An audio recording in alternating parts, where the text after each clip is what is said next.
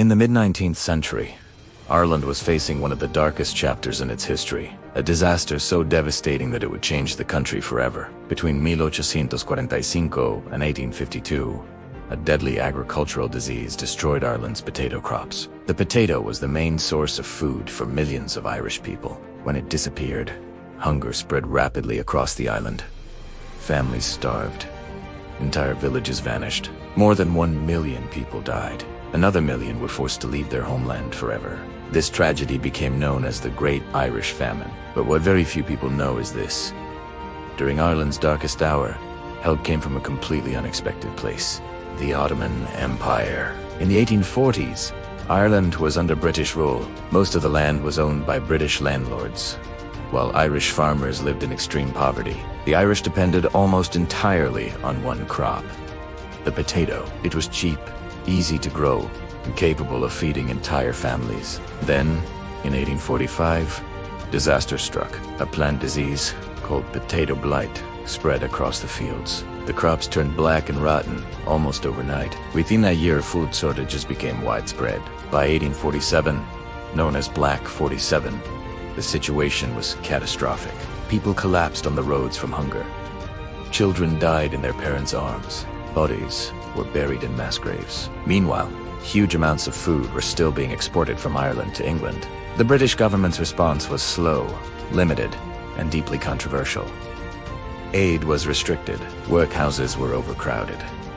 Many believed the famine was not just a natural disaster, but also a political one.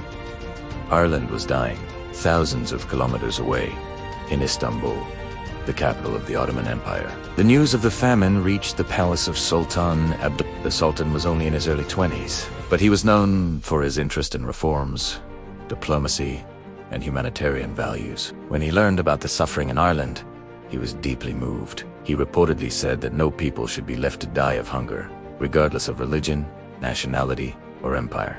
Abdülmecid decided to act. He announced that the Ottoman Empire would send 10,000 British pounds to help the Irish people. At that time, this was an enormous amount of money. It would be worth millions today. But this decision created an unexpected diplomatic problem. When the British government heard about the Sultan's donation, they reacted immediately.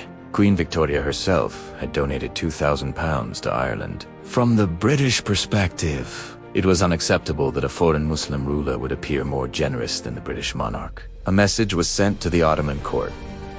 The Sultan was politely asked not to donate more than the Queen. To avoid diplomatic tension, Abdülmecid officially reduced his donation to £1,000. On paper, it seemed like the story ended there, but in reality, something very different happened.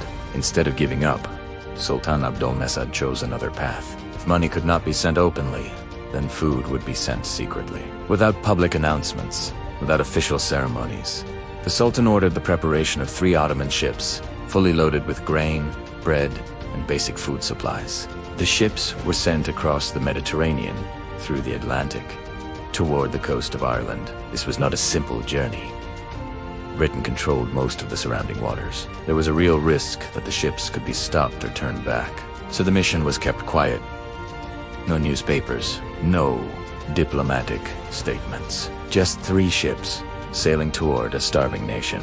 Against all odds, they arrived at Drogheda, a port town north of Dublin. The food was unloaded and distributed to the local population. Thousands of people were saved, not by a neighboring country, not by a powerful ally, but by an empire from the other side of Europe. The people of Drogheda never forgot what happened. To this day, the coat of arms of Drogheda includes a crescent and star, symbols associated with the Ottoman Empire. It is a silent tribute, a historical thank you. There are also letters, records, and local stories confirming the arrival of the Ottoman ships. While history textbooks rarely mention this event, the memory survives in the city itself, a small reminder that compassion can cross oceans, religions, and empires. The story of the Ottoman aid to Ireland is not just a historical fact. It is a lesson about humanity in a world of politics, about kindness in an age of empires, about helping people not because they are ours, but because they are human. In a time when millions were dying and governments were hesitating, One young sultan chose to act. Not for power, not for image, but simply because people were starving. And more than 170 years later, a small Irish town still remembers the ships that came from the east when the world looked away. History is not only written by wars and kings. Sometimes, it is written by ships full of bread.